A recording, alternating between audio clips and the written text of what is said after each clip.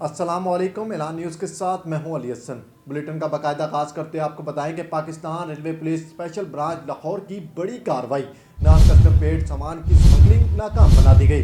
DSP special branch Lahore और SHO Lahore railway station ने लाहौर से लाखों रुपए मालियत का नॉन कस्टम पेड माल पकड़ लिया। आपको लाहौर से आम खबर से आगाह करते चले, रेलवे पुलिस लाहौर की बड़ी कार्रवाई, नॉन कस्टम पेड सामान की स्मगलिंग नाकाम बना दी गई।